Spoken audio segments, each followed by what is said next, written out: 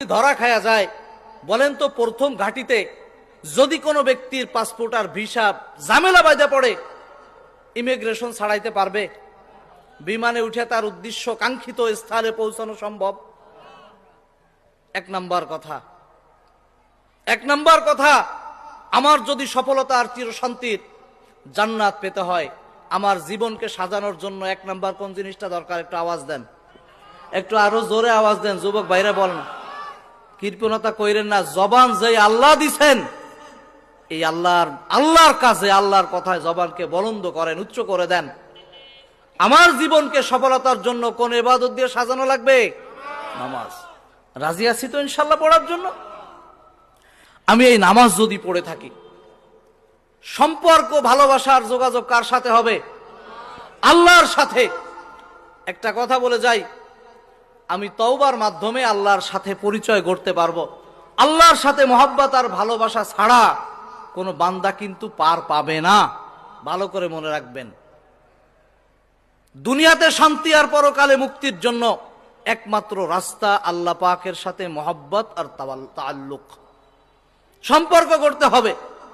এই সম্পর্ক যদি গড়তে হয়, ইতিপূর্বে যারা গড়েছে, নবী রাসূল করিম সাল্লাল্লাহু আলাইহি সাল্লাম থেকে শুরু করে সাহাবা একরাম, তাবেঈন, তাবেঈন থেকে শুরু করে আইম্মায়ে মুজতাহিদিন, মুফাসসিরিন, মুহাদ্দিসিন সহ গাউস, কুতুব, আবদাল যারাই আল্লাহর সাথে সম্পর্ক গড়েছে, আপনি তাদের জীবনীগুলো যদি অধ্যয়ন করে থাকেন, একটু গবেষণা করে থাকেন, সেখানে দেখবেন তাদের অধ্যবসা, তাদের কষ্ট, তাদের মুজাহাদা আর মেহনত কি পরিমাণ লাগছে।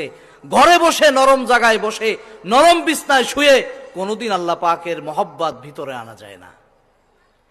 আপনারা কি আমার সাথে দুই মত নাকি? কথা বলেন না কেন? আমি দেখি এই মাদ্রাসাটার প্রতিষ্ঠাতা যিনি আছেন, ওনার নাম কি আপনারা জানেন না বাজান?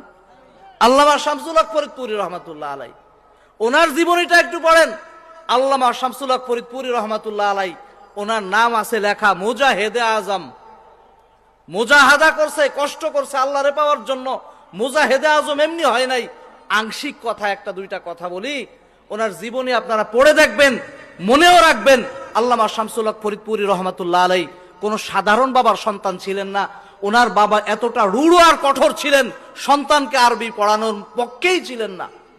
বাংলা শিক্ষা, জেনারেল শিক্ষায় শিক্ষিত করবেন, কিন্তু সন্তানের দিলের মধ্যে আরবির টান,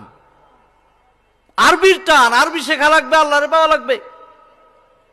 উনি মাদ্রাসায় পড়বেন, দিলের ঝুঁক। বাবা পড়াবেন কি বলবেন? বাংলা, ইংরেজি, জেনারেল শিক্ষা। ভর্তি করলেন, স্কুল জীবন শেষ, মাধ্যমিক শেষ। আব্বার কাছে বললেন, আব্বা একটু আরবি পড়বা। আরে সব কই পাইছো? কলিকাতা আলিয়া মাদ্রাসা, আলিগড় বিশ্ববিদ্যালয়তে পড়ালেন, বাংলাদেশে এসে খুলনা ইউনিভার্সিটিতে পড়ালেন। এখন আর মন মানে না, এখন তো সে বড় টকবগে যুবক। আবার পড়াইছে ভর্তি হওয়ার জন্য, ওই জায়গায় সব রাইখে স্টিমারে চলে গেছে, যাইয়া ভারত, ইন্ডিয়াতে, শিয়ালদা থেকে ট্রেন যুগে, বড় কথা আপনারা পড়ে দেখবেন, ট্রেন যুগে চলে গেছে দেওবান্দে, দারুল উলুম দেওবান্দের ঠিকানা আছে, উনি সেখানে পড়ার জন্য গেছেন। এই পড়ার মাধ্যমে সম্পর্ক কার সাথে গড়ার ইচ্ছা একটু বলবেন জোরে? সবাই বলেন, কার সাথে গড়তে চায়?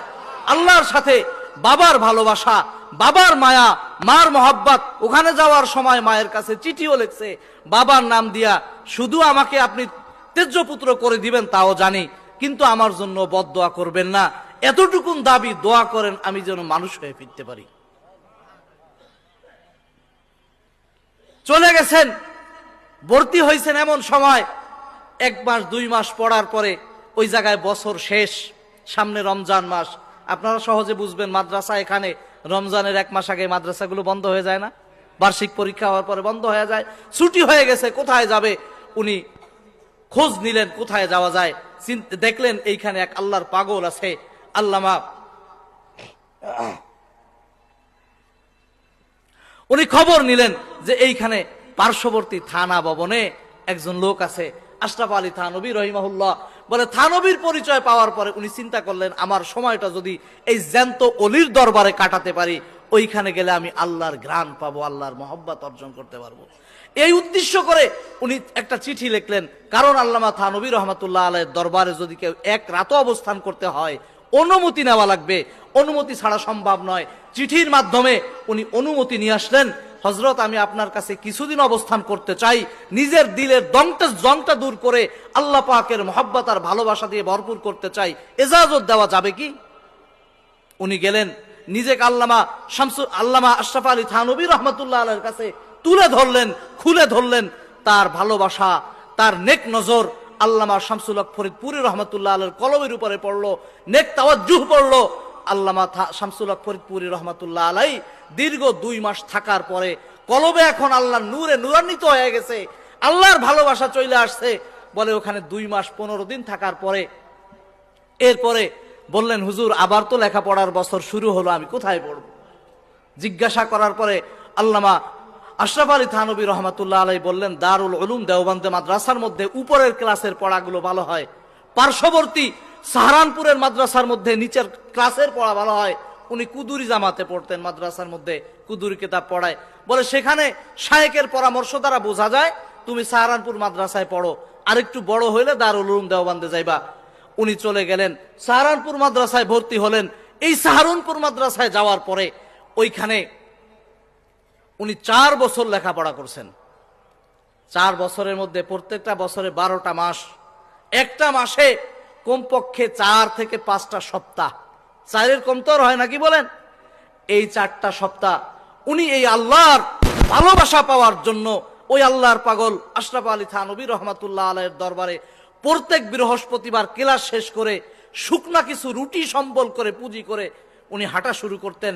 ওই হাঁটতে হাঁটতে রাতের ভিতরে গভীরের মধ্যে উনি চইলা যাইতেন থানা ভবনে। আপনি জিজ্ঞাসা করবেন এই জায়গা থেকে মাটিভাঙ্গা পর্যন্ত মনে হয় থানা ভবন। ওনার জীবনী অধ্যয়ন করে দেখবেন সাহারানপুর থেকে নিয়ে থানা ভবনের দূরত্ব পায়ে হাঁটা 35 মাইলের রাস্তা। এই 35 মাইলের রাস্তা 4 বছরের মধ্যে আল্লামা শামসুল হক ফরিদপুরী রহমাতুল্লাহ তো কামাই যায় নাই, একটা সপ্তাহ মিস দেয় নাই, একমাত্র কাকে পাওয়ার জন্য আওয়াজ দেন। পাইতে চান? কষ্ট হয়েছে নাকি এই 4 বছরে? আল্লামা শামসুল হক ফরিদপুরীর কষ্ট হয়েছে 4 বছরে? পায়ে হেঁটে গেছেন, আবার ওইখানে হুজুরের দরবারে জুমার রাত ছিলেন, জুমার দিন ছিলেন, এরপরে আবার শনিবার এসে আবার ক্লাস করছেন। কষ্ট করে পাইছেন না কষ্ট করে পাইছেন?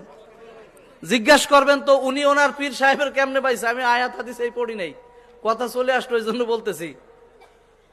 ওনার পীর আল্লামা আশরাফ আলী থানভী রহমাতুল্লাহ আলাইহি উনিও পাইছেন আরেকজনের মাধ্যমে। যদি আল্লাহ আমার আর আপনার কাছে এসে ধরা দিত না ওই যে আমি আল্লাহ আমার ভালোবাসা নেও, তাহলে কিতাবের দরকার ছিল না, মাধ্যম হিসাবে নবীর দরকার ছিল না। কথা বুঝেন? মাধ্যম একজনার মাধ্যমে আরেকজনার পরিচয় লাভ। আশরাফ আলী থানভী রহমাতুল্লাহ আলাইহির পীর ছিলেন হাজী ইমদাদুল্লাহ মুহাজির মক্কি রহমাতুল্লাহ আলাইহি। ওনাদের জীবনীও পড়বেন বসে বসে, গল্প আর নোবেল নাটক পড়া ফেসবুক ঠেলে এত কিছু শেখা যাবে না। এই ভালো ভালো জিনিসগুলো মাঝে মাঝে পড়েন, কাজে লাগবো। আল্লামা হাজী ইমদাদুল্লাহ মুহাজির মক্কি রহমাতুল্লাহ আলাইহি উনি মক্কা থেকে আসছেন হিজরত করে এই ইন্ডিয়ার মধ্যে। উনিও আল্লাহরে পাইছেন, অনেক লম্বা ওয়াকিয়াত পড়বেন। শুরু জীবনের কথা কেমনে পাইছে দেখেন। যখন হাজী ইমদাদুল্লাহ মুহাজির মক্কি রহমাতুল্লাহ আলাইহি বলেন, আমি একদিন ইন্ডিয়ার মধ্যে, ওনার শিক্ষা কিন্তু ডিগ্রি পাস, মাওলানা পাস না, মাঝামাঝি পড়ছেন, খুঁজতেছেন আল্লাহরে, সব জায়গায় খুঁজে বেড়ান, আল্লাহরে কার মাধ্যমে পাবো, লোক খুঁজে পায় না, অস্থির হয়ে গেছেন। একদিন এই অস্থিরতা আর ভালোবাসার টান নিয়ে রাত্রে ঘুমাইছেন, ভালো ঘুমও হয় না। বলে এই ঘুমানোর পর একদিন রাত্রে স্বপ্নে দেখতেছেন হাজী ইমদাদুল্লাহ মুহাজির মক্কি রহমাতুল্লাহ আলাইহি উনি মসজিদে নববীর দরজার পাশে দাঁড়ানো। কেটা স্বপ্নে দেখে বলেন তো?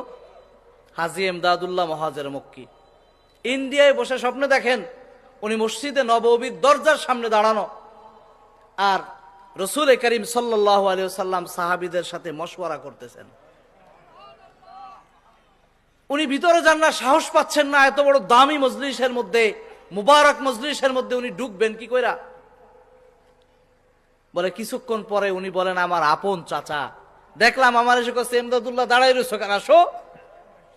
হাত ধরে টাইনা রসুলের সামনে নিয়ে গেছেন, নিয়ে রসুলের হাতের মধ্যে হাতটা ঢুকাই দিছেন, মুসাহাবা করাই দিছেন। রসুল হাত কিছুক্ষণ ধরে রাখছেন। ধরে রাখার পরে পাশে বসা নবী করিম সাল্লাল্লাহু আলাইহি সাল্লামের, বাস্তব না স্বপ্ন? আওয়াজ দেন না, বাস্তব না স্বপ্ন? পাশে বসা একজন মুরব্বী বুড়া মানুষ, তার কাছে নবী করিম সাল্লাল্লাহু আলাইহি সাল্লাম হাতটা দিয়ে বললেন, নুরুদ্দিন ইমদাদুল্লাহর একটা ভালো মানুষ বানাই দাও। ঘুম ভাঙ্গে গেছে। নাম কি বলছে? বুড়া মানুষ, এতটুকুন মনে আছে, জ্বালা বেড়ে গেছে আরো। চিন্তা করছেন, আমি যদি আল্লাহকে পাইতে হয় নুরুদ্দিনরে আগে লাগবে, কারণ রসুল ইশারায় বলে দিছে নুরুদ্দিনের মাধ্যমে তুমি আল্লাহরে পাইতে পারো। 2টা বছর টানা ইন্ডিয়ার মধ্যে নুরুদ্দিন খুঁজছে, পায় নাই। কষ্ট হয়েছে না আরামের সাথে? 2 বছর কেউ তালাশ করে দেখছেন কিরম ঠায়? একে নুরুদ্দিন রে খোঁজে না আর কাউরে খোঁজে? একটু বলেন না, একটু আওয়াজ দেন ভাই, কারে খুঁজে? আল্লাহরে খুঁজে। নুরুদ্দিন রে খুঁজছে 2 বছর পর, ক্লান্ত, এখন আর পায় না কোনো জায়গায়। বৈশা রইছে। একজন লোক এসে বলছে, হুজুর থানা ভবনের পাশে হোসেনপুর একটা গ্রাম আছে, ওইখানে এক মসজিদে এক মুরব্বী নামাজ পড়ায়, নুরুদ্দিন নাম, যাবেন? একটু আশার সঞ্চার হইছে যে যারে খুঁজতেছি পাই আর না পাই, এতদিন যখন পাইছি তো যাইই দেখি না কি হয়। গেছেন। যাওয়ার পরে ওইখানে গিয়ে আসরের নামাজ পড়ছেন। আসরের নামাজের মধ্যে দূর থেকে দেখছেন এই মুরব্বীরে তো চিনি না। নামাজের ইমামতি কইরা উনি বারান্দায় চলে আইছে। আইসা একেবারে মসজিদের বারান্দায় ছোট ছোট বাচ্চারা কায়দা, আমপারা, সিপারা, কোরআন শরীফ নিয়ে বসে গেছে। এখানে একটা কথা না বললে নয়, এই মুরব্বী আইসা এই বাচ্চাদের পড়াইতে শুরু করছে। আমরা অনেকে মনে করে থাকি আমপারা কায়দা যারা মক্তবে পড়ায়, কারি সাহেব, ইমাম সাহেব, হুজুর, একে কোনো ইজ্জত নাই। যারা বুখারী পড়ায়, মাদ্রাসার মুহতামিম, যারা বড় বড় হুজুর, তাকে সব দাম। ওরে ভাই, এই বড় হুজুর হইছে তো কায়দা পইড়া, আলিফবা না পড়লে তো আর কোরআন শরীফ পারে নাই। আল্লাহর নবী বলেন, বুখারী পড়ানেওয়ালার ইজ্জত আছে, তবে এই সরাসরি কোরআন শিক্ষা দেওয়ার ইজ্জত, দাতার ইজ্জত আল্লাহর কাছে বেশি। হাদিসে নবী বলেন, মান তাআল্লামাল কোরআন ওয়া আল্লামা, কোরআন যে শিখায় এই লোকটার ইজ্জত আমি আল্লাহর কাছে বেশি। এই জগতের সবচেয়ে সূর্য সন্তান, শ্রেষ্ঠ মানুষ এই সকল মানুষগুলা।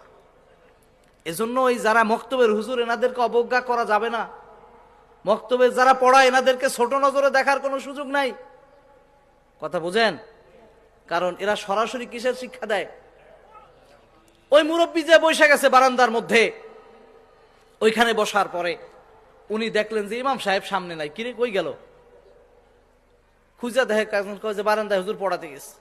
দূর থেকে নজর করে দেখছে, হায় হায়, লোকটার একটু চেনা চেনা মনে হয়, একটু চেনা চেনা মনে হয়। চিনলো কোথার থেকে? কথা বলেন না, কোথার থেকে চিনছে? আরো আগাইছে, আর একটু স্পষ্ট, আরো আগাইছে, কাছে যাইয়া দেখে যেই নুরুদ্দিন রে 2টা বছর হন্যে হয়ে পাগলের মতো খুঁজছিল, সেই নুরুদ্দিন তার সামনে দাঁড়ানো। ওইখানে বৈশা উনি বাচ্চাদের পড়াবে। উনি তাকালেন, সালাম দিছে, তাকাইছে। তাকাইয়া উনি স্বপ্নে দেখছে নুরুদ্দিন কি কিছু জানে? স্বপ্নে কি নুরুদ্দিন দেখছে? হাজী এমদাদুল্লাহ মহাজের মক্কি রহমতুল্লাহ আলার চেহারার দিকে দৃষ্টি করে প্রথম কথা, এমদাদুল্লাহ তোমারে খাব পর ইতনা এতেমাদ হয়, স্বপ্নের উপরে তোমার কি এতই ভরসা? স্বপ্নে দেখছিলা একটা ব্যাপার, একজন নুরুদ্দিনের স্বপ্নে দেখছিলা, বাস্তবতা কি খুঁজে খুঁজে এতই তারে পাইয়া যাবা, এতই স্বপ্নের উপরে তোমার ভরসা? খুঁজতে খুঁজতে এই পর্যন্ত চলে আইছো। এই কথা বলার পরে উনি মুসাফা করে বুকে জড়াই ধরছেন, বলছেন যে ছাড়ো ইমদাদুল্লাহ। বলে, আমি ছাড়ার জন্য তো ধরি নেই। লম্বা কথা, পড়ে দেখবেন। এরপরে এই মুরব্বীর মাথার পাগড়ি খুলা ইমদাদুল্লাহ মহাজের মক্কির মাথায় পরাই দিস। যাও, আমার সবক আদায় করার দরকার নাই, তোমার কাছে যদি কেউ সবক নিতে আসে তুমি তার সবক দিয়ে দিও। বলেন না, হাজী এমদাদুল্লাহ মহাজের মক্কি কষ্ট করছে নুরুদ্দিনের জন্য না কার জন্য? আওয়াজ দেন, কার জন্য? আমরা যারা আছি যদি মনে করি আমার 5 ওয়াক্ত নামাজটাই হলো আমার সব, 1-2 রাকাত নফল নামাজ পড়ি, আওবিন পড়ি, ছোট্ট খাট্ট ইবাদত করে বুঝি আল্লাহর মেলা দিয়ে ফেলাইছি, চরম বোকামি হবে। এতটা সোজা আল্লাহরে পাওয়া না। যদি তাই হতো, সাহাবা ইকরাম রিজওয়ানুল্লাহি তাআলা আলাইহিম আজমাইন, ওনারা কি, ওনাদের ঈমান, ওনাদের তাকওয়া, ওনাদের ইখলাস কি আমার আপনার থেকে কম ছিল? তারা তো রক্ত ঝরানোর দরকার ছিল না।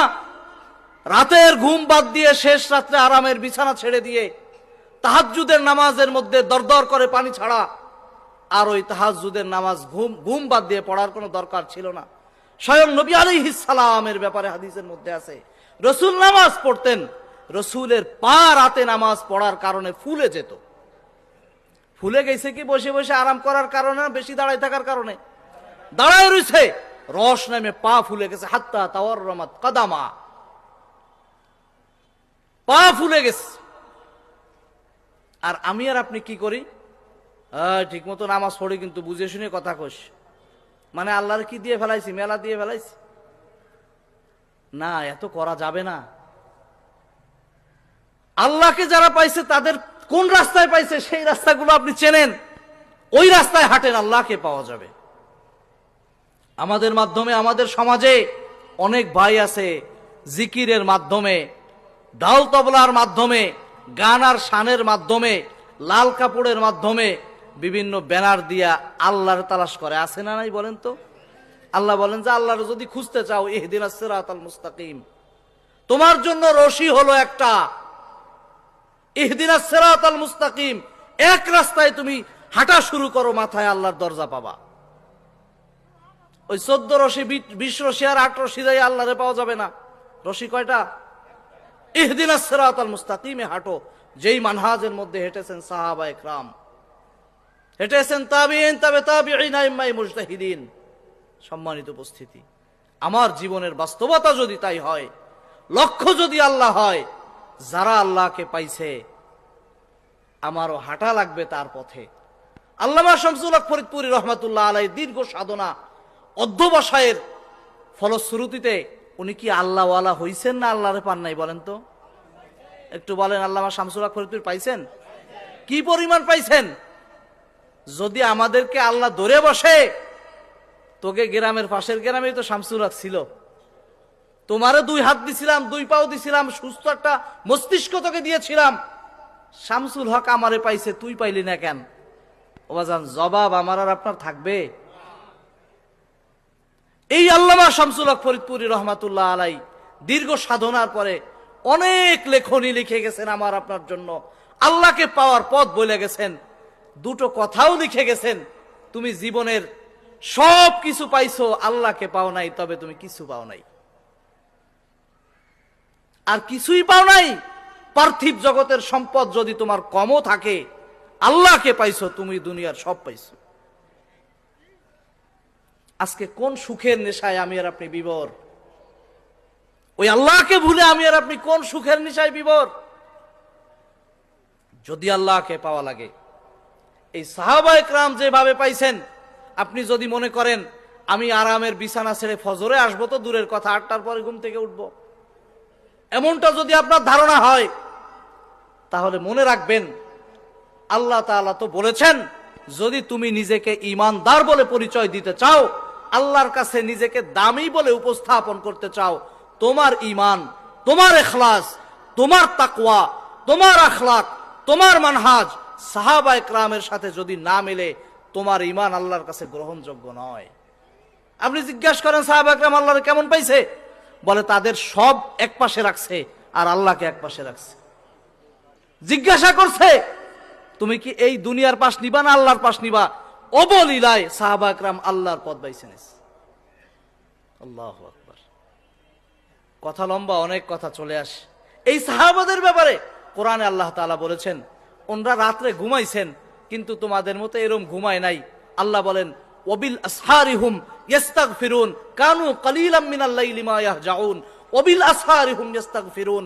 বলে দেখো, তারা ঘুমাইছে, কিন্তু ঘুম তোমার মতো ওই 3টা পর্যন্ত, 1টা পর্যন্ত, 1:30টা পর্যন্ত ফেসবুক চালাইছে, ইউটিউবের মধ্যে নর্তকীর গান নাচ আর ওই অবৈধ নাটক সিনেমা দেখে না ঘুমাইয়া, তারা ঘুমাইয়া শেষ রাত্রে তাদের পাশর তাতা জাফা জুনুবুহুম আনিল মাদাজি, এই পার্শ্বটা অটোমেটিকলি উঠে গেছে, শেষ রাতে আর ওই বিছানায় থাকে নাই। তারা ইস্তেগফার করতেছে, আল্লাহর কাছে মাপ চাইতেছে, জীবনের গুনাহ স্মরণ করে করে আল্লাহর কাছে চোখের পানি জড়াইতেছে। এরপরে না হয় তারা আল্লাহরে পাইছে। আর আমি আপনি জিন্দেগিতে শেষ রাতে দাঁড়ানোর মজাটা পাইলাম না, তাহাজ্জুদের অভ্যাসটা করতে পারলাম না।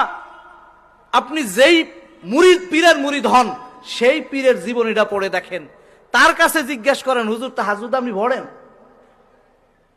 মনে রাখবেন 5 ওয়াক্ত নামাজ ভালো করে মনে রাখবেন। আমরা যারা পড়ি, হ্যাঁ নিঃসন্দেহে এটা ইবাদত, তবে 5 ওয়াক্ত নামাজ এটা আমার দায়িত্ব। বলেন না 5 ওয়াক্ত নামাজ আমার কি? কিভাবে? আমি যদি 1 ওয়াক্ত নামাজ কামাই দেই, আমি কি ঋণী হব না ঋণ মুক্ত হব? বলেন তো, ঋণী হবেন। আমি আপনার কাছে যদি 10,000 টাকা পাই, এই টাকাটা পরিশোধ করা আপনার দায়িত্ব না? যদি পরিশোধ না করেন ঋণী হবেন।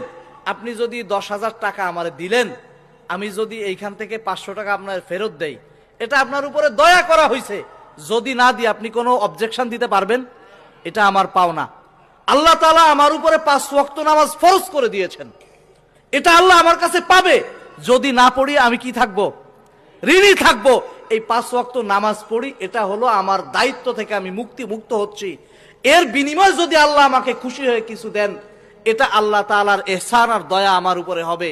এই 5 ওয়াক্ত নামাজ পড়ি যদি আমি মনে করি আল্লাহর মেলা দিয়ে ফেলাইছি, বলেন তো আমি কিছু দিছি না দায়িত্ব মুক্ত হইছি?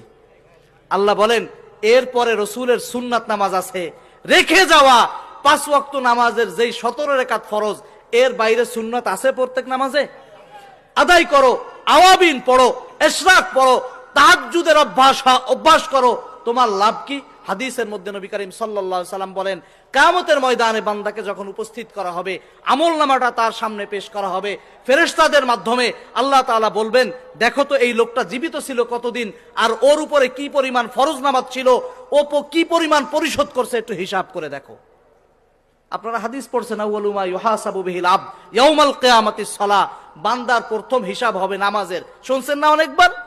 এই হাদিস আছে, মেশকাতের মধ্যে হাদিস আছে, মুসলিম শরীফের মধ্যে বড় riwayat আছে, এটা যে আল্লাহ তাআলা ফেরেশতাদেরকে বলবেন, একটু কাউন্ট করো, গুনে দেখো ও কত বছর জীবিত ছিল, আর কত রাকাত, কত পরিমাণ নামাজ ওর উপরে ফরজ হয়েছিল, কি পরিমাণ পরিশোধ করেছে। ধরেন আমার কথাই বললাম, আমি 40 বছর বাইচা রইছি, 15 বছর বয়সে বালেগ হইলাম, প্রাপ্তবয়স্ক হইলাম। 40 বছরের মধ্যে আমি ধরেন 5 বছর নামাজ পড়ি নাই, 1 বছর নামাজ পড়ি নাই, তো 1 বছরে একদিনে 5 ওয়াক্ত হইলে গুণ দিলে 1 বছর যা হয়, এই পরিমাণ নামাজ আমার আমলনামায় কম আছে, আর বাকি সব আছে। ফেরেশতারা রিপোর্ট দিয়ে দিল, আল্লাহ এর ধরেন 1 বছরের বা 5 দিনের বা 3 দিনের বা 1 মাসের নামাজ গড়ে কম। আপনাদের মধ্যে এমন কোন লোক আছেন যে 1 মাসের নামাজও কম নাই? আমার কথা বোঝেন নাই বাবা? যেই দিন আপনার উপরে নামাজ আল্লাহ তাআলা ফরজ করেছেন, সেই থেকে নিয়ে আজকে পর্যন্ত আপনার 1 মাসের নামাজ কামাই হয় নাই গড়ে, এমন কেউ আছেন? কেউ নাই। সবাই ঠিক মতো পড়ছেন, আলহামদুলিল্লাহ, খুশি হলাম শুই না। হিসাব করলে অনেক বেশি হতে পারে। আল্লাহ তাআলা ফেরেশতাদের থেকে দিয়ে হিসাব করাবেন। আল্লাহ তাআলার কাছে ফেরেশতারা রিপোর্ট পেশ করবে, আল্লাহ বান্দার নামাজের বয়সের সাথে হিসাবের মিল নাই, কম পড়ছে। আল্লাহ তাআলা আদরের বানানো বান্দাকে জাহান্নামে দিতে চান না, মাফ করার জন্য উসিলা খুঁজবেন। বান্দার প্রতি রহমতের দৃষ্টি দিয়ে আল্লাহ তাকাবেন। রহমতের দৃষ্টি দিয়ে তাকালে আল্লাহর কুদরতি অন্তরে বান্দার প্রতি মায়া সৃষ্টি হবে। মাফ করতে চান আল্লাহ বান্দাকে, আল্লাহ তাআলা ফেরেশতাকে বলবেন, দেখো তো এর আমলনামার মধ্যে কোনো নফল নামাজ, কোন সুন্নাত আছে কিনা, একটু খুঁজে দেখো। খুঁজে খুঁজে যদি দেখো যে ওই যেই পরিমাণ নামাজ কামাই করেছিল, কাজা করে নাই, মাপ পড়েই নাই, এমন যদি হয়ে থাকে, বা কাজা পড়েছিল, দেখো যদি হয় এই দিয়ে ঘাটতিটা পূরণ করে দাও।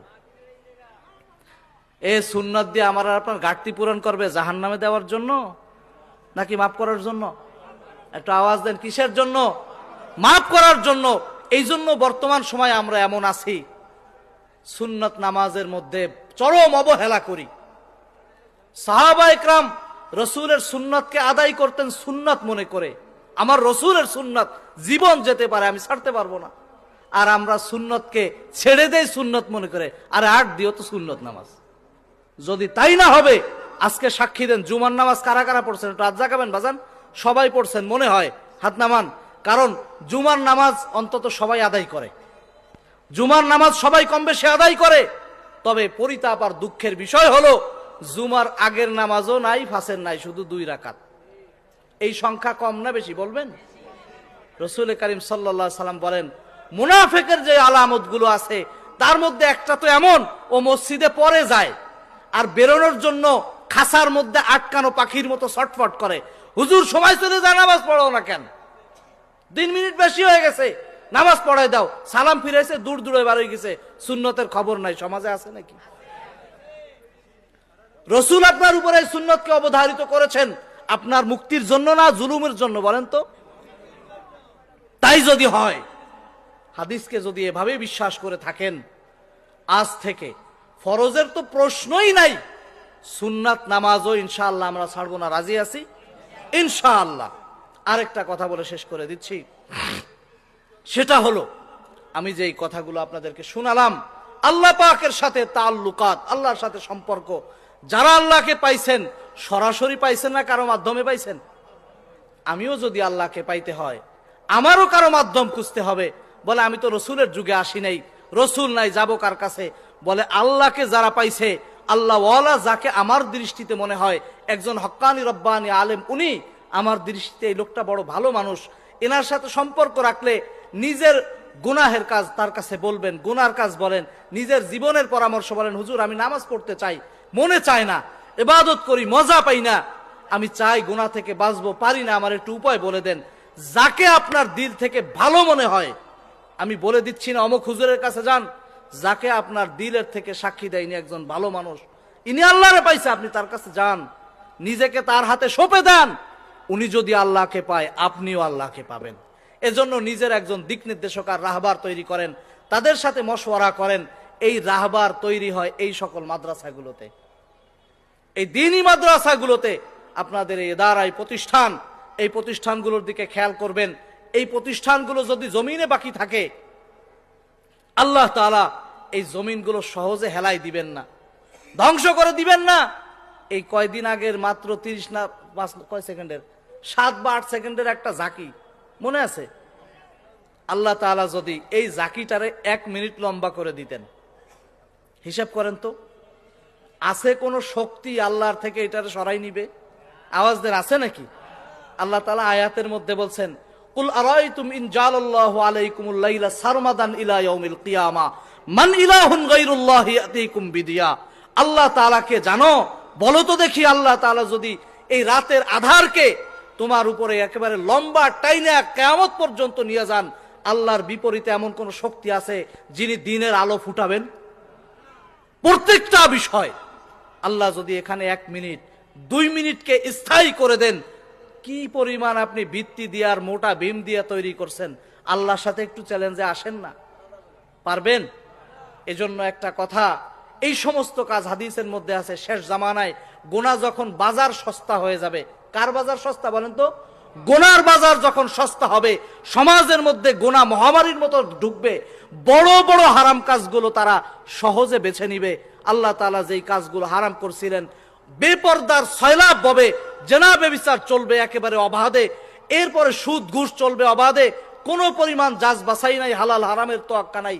এমন যখন হবে, আল্লাহ তাআলা এদের উপরে গজব হিসাবে ভূমিধস চেপে দিবেন, ভূমিকম্প চেপে দিবেন, আসমান থেকে পাথরের বৃষ্টি নামাই দিবেন, মানুষের চেহারার বিকৃতি দিবেন।